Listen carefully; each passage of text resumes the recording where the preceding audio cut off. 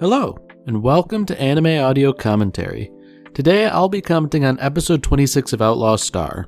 If you'd like to watch along, then start watching now.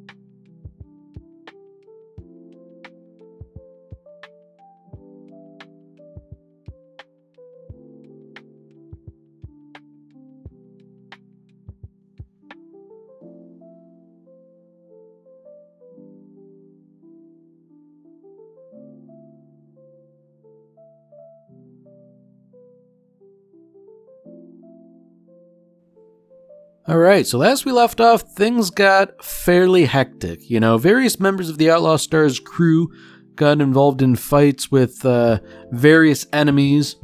Melfina was taken deeper within the galactic ley line, along with the sort of leader of the pirates, and in one final act of,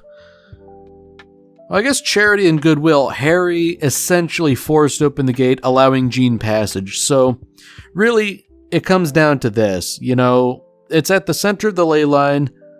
The villain is on the verge of getting what he wants. The treasure of the ley line, as it were. But Jean is en route, and, he may yet just make it in time. If not necessarily to claim the treasure, then to save Melfina. Now, the deeply uncomfortable thing is that this sort of reminds me of Evangelion in a weird kind of way, with the face emerging from the mirror like that. But perhaps the more salient point is that the pirate is wishing for absolute, indomitable power from the ley line, which, probably doesn't bode well for the galaxy when you get down to it. It's never a good thing when a pirate says, hey, I would like absolute unlimited power. That was rather anticlimactic for Jean to just be able to shoot him with the black hole gun and call it a day. Although, I suppose, with Gwen Khan here, he's certainly a mischievous little figure.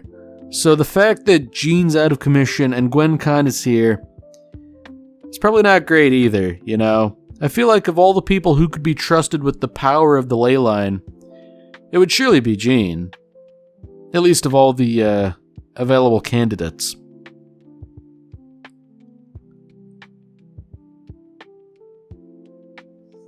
So Gwen Khan sort of intuits here that by manipulating the ley line, you can effectively manipulate fate as though it were a physical construct.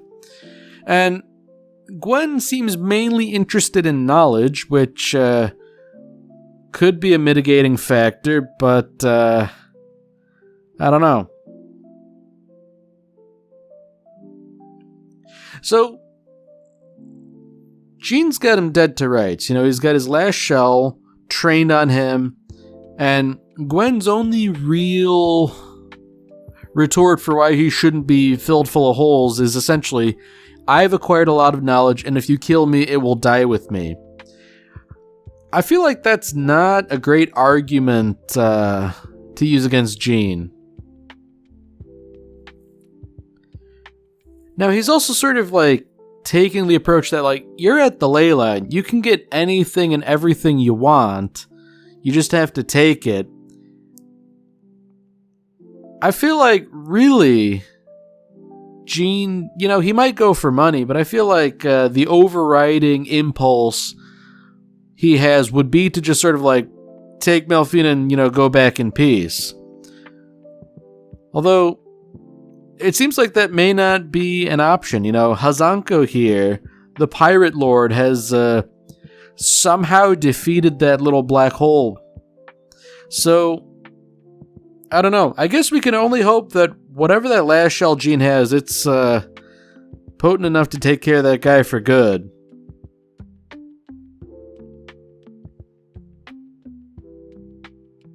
Ooh. Hazanko and Gwen Khan are dispensing some unfortunate knowledge, essentially boiling down to that Melfina's a puppet.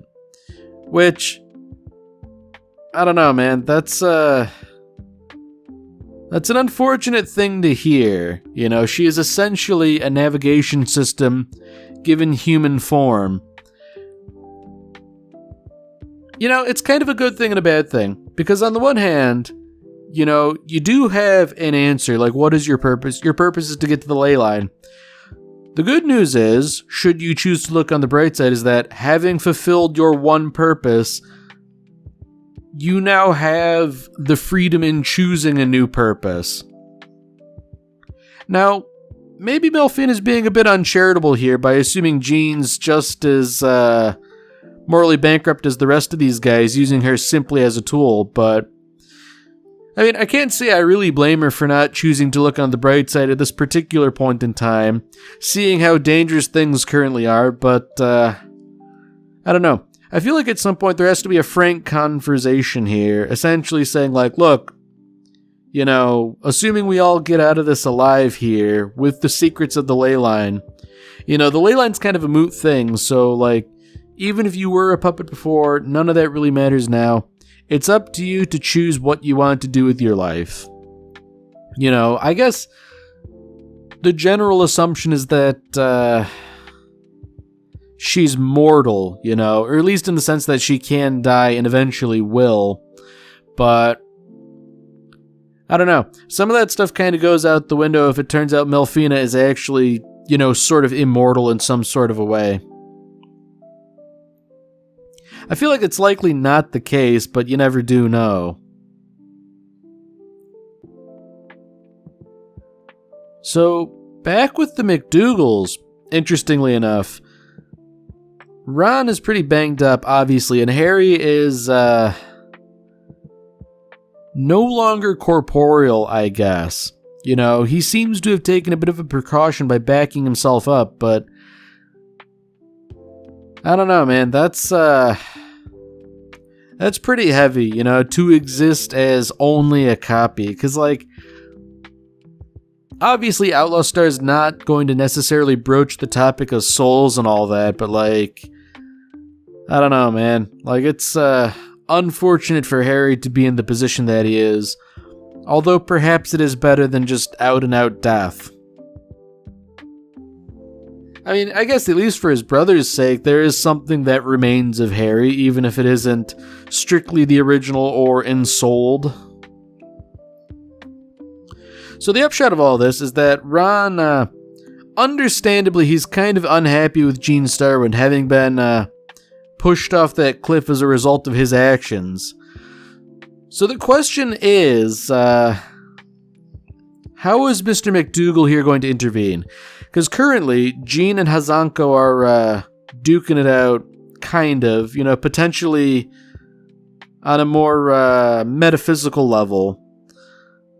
I wouldn't be surprised if the McDougal showed up just in time to get like a little parting shot on Hazanko, but you never can tell with them. They are crafty characters.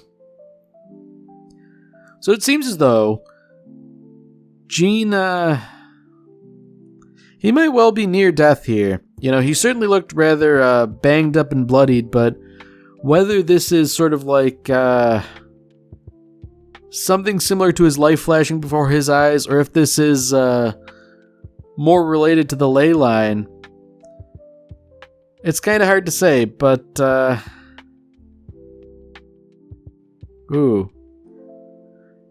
Alright, so things have gotten a wee bit more complicated, Jean is sort of in a bizarre superposition of life and death, and really the ley line is kind of the cause here.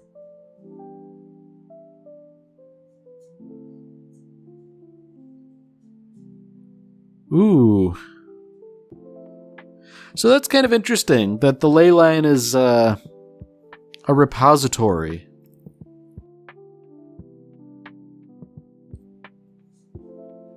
Wow. That's kind of a heavy thing for Melfina to drop, that, this current interaction is all happening within the boundaries of a machine. And it's like, I don't know, man. That's rather hefty, and I feel like the process of digitizing and undigitizing, like, there's probably something deleterious there too.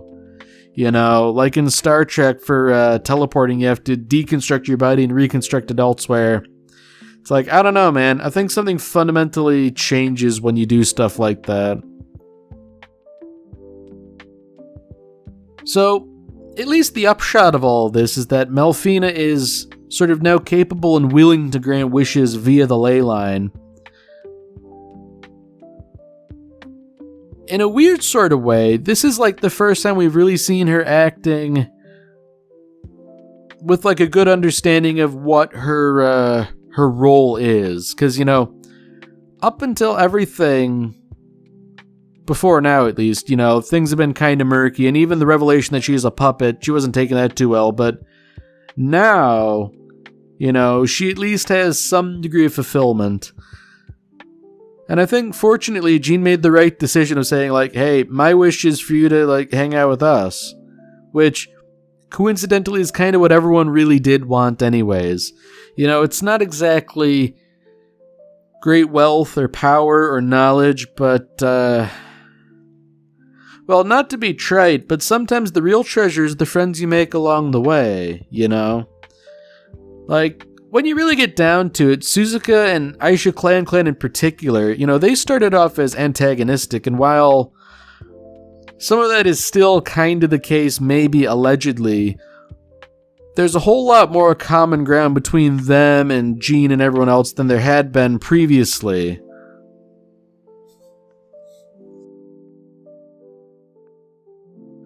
So unfortunately, it seems like things are rocketing fanward, because, Jean has seemingly returned back to the land of the living, as has Hazanko, but, I don't know, man. I feel like this isn't the end of things, and things are going to get hectic rather quickly. Wow, so it's rather remarkable that Jean just sort of popped back in his seat. I figured he would pop back in the tank with Melfina, given her nature as relating to the ley line.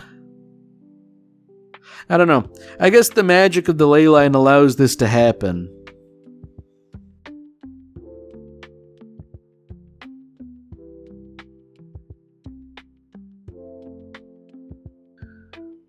So unfortunately, it seems as though the ley line has sort of granted everyone's wishes, Melfina gets to stay with the Outlaw Star, but now Hazanko is possessed of great and terrible power, which, that's not exactly great. And the question is, if the ley line is powering him to such a vast extent, how do you handle something like that? Because, sure, you do have a spaceship, but the Outlaw Star was only ever intended to, interface with Melfina to find the ley line. It's not exactly like a super competent, military vessel, Like, sure, it can hold its own, but against, like, this giant space colossus, I feel like there's only so much that can be done. Especially seeing as how the primary strength of the Outlaw Star is the fact that it's a grappler ship. And frankly, you can't grapple with something that's like 1,000 times bigger than you. So Jean, to his credit, is seemingly able to duke it out in cyberspace, but I feel like that's, probably the best avenue they have, really. At least in this sort of alternate realm, they're sort of on even terms, being of equivalent size. But, well, maybe I spoke too soon. Hazako seems to have a form of mastery over this that Jean doesn't. Jean's really acting more like he's still a physical thing, but that's not necessarily the case. Although, I suppose at the very least, Jean has other people to fall back on, whereas Hazako doesn't.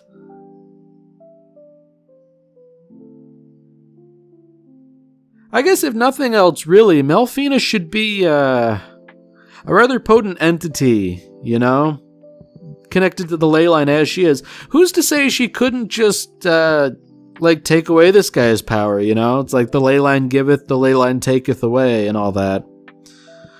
Although, rather than doing any of that, it seems as though Melfina has just sort of repaired the Outlaw Star, to the point where it can fight on relatively even terms.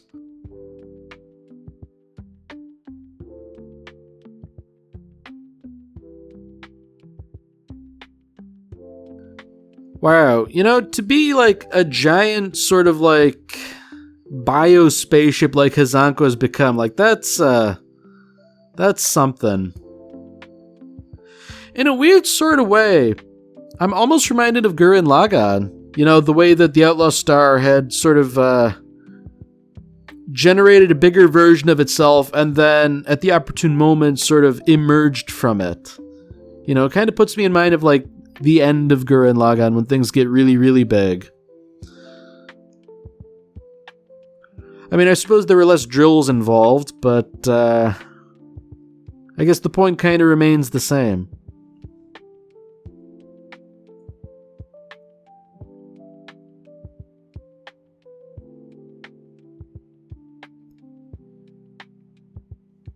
Ooh. So this is something interesting. Melfina is sort of presented with herself, but it's not truly her. It's sort of her that exists within the ley line. And, man, this has got to be a really bizarre out-of-body experience to sort of witness yourself like that. And, to be treated with the knowledge that the ley line's packing up and moving elsewhere. And, man. So I guess the question still remains. They've seen the ley line, they've made it out alive where many other people didn't. But what of Melfina? Does she still have the ability to navigate towards it, in its new location? Or was that really just like a one-time deal?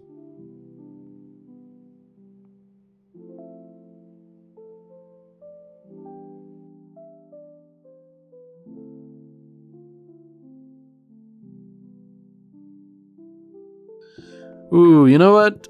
Those mechanics from really early on, they're being kind of presumptuous, coming up with a nickname for Jean about how, I'll pay you back when I make it big. I mean, little do they realize, he's probably not exactly financially well off, but, he found the ley line.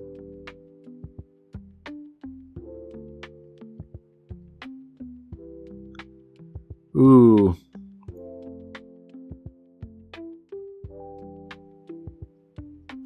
So it seems like things are just sort of like back to the status quo, as it were, with Jean having to pay fines and all that.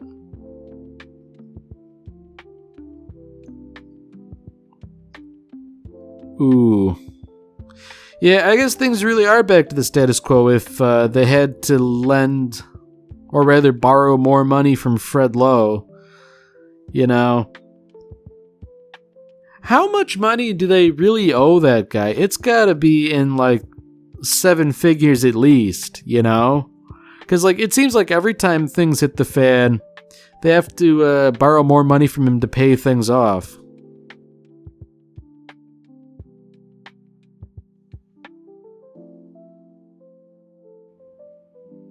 Ooh. So that's interesting, Suzuka and Aisha are sort of splitting off from the group, Aisha's trying to make ends meet while waiting for the Empire to forgive her. Suzuka's already been to where Jean plans on going, so she doesn't want to ride along. So it really seems like the group is just slowly being whittled down to Jean and Jim and maybe Melfina. You know, it's sad in a way. Although I feel like when compared to its contemporary, Cowboy Bebop, it's under far less sad conditions that the group splits up here than in Cowboy Bebop, you know? Because I suppose at the very least, some people are sticking together, you know, having become good enough friends or what have you.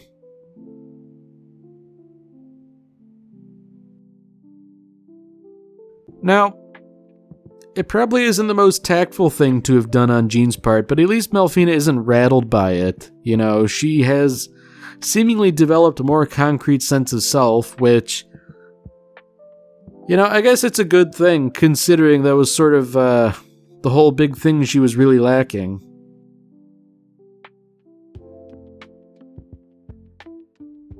So I guess the question is, what next? You know, there was mention of traveling to another part of space, but, like, what sort of adventure will wait for them there, you know? Because, like, really, when you get down to it, not much compares to the galactic ley line, it having been really a legend that ended up being true, you know?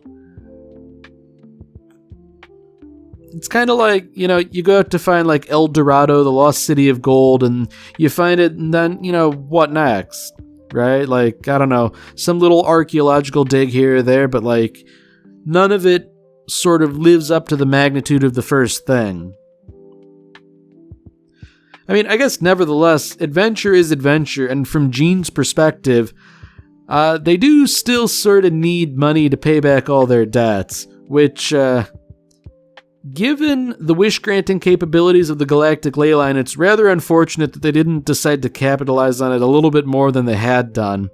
Because, you know, sure, wishing for Melfina to stick around, like, that is obviously the number one priority, but being fabulously wealthy wouldn't hurt either, you know?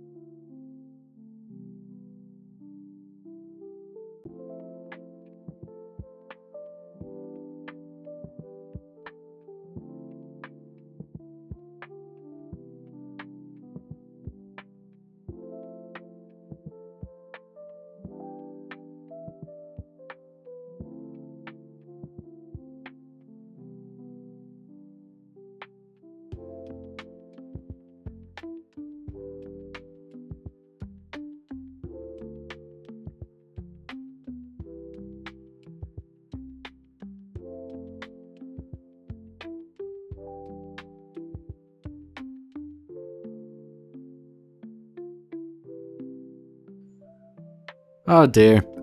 So it seems some things never really change. You know, the ship breaks down, they're stranded in space, they have to get repairs which cost more money, which put them further in debt. Oh dear. So I guess Jean really needs to find some sort of a paying job now, you know? Because surely things have to be getting pretty dire financially speaking. Alright. So in a weird sort of way, it's nice. You know, Suzuka and Aisha hitched a ride and stowed away and boarded the ship sort of without Jean's knowledge. You know, that's kind of nice, because I thought things were Not even necessarily melancholy, but kind of on like a very, very slightly down note with the group dissolving, but I guess we really don't have to worry about that, you know? The sense of adventure is too addicting even for Aisha Clan and Suzuka to ignore, you know? They have to stick around for whatever reckless adventure Jin will get them into next.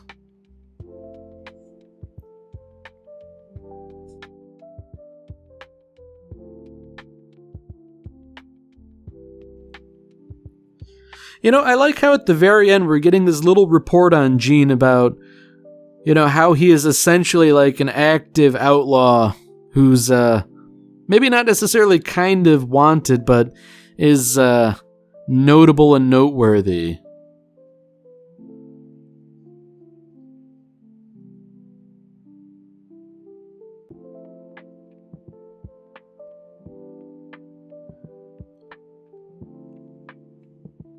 Alright, well that's it for this episode. If you've enjoyed it, then by all means, tune in for the next one. See you, Space Cowboy.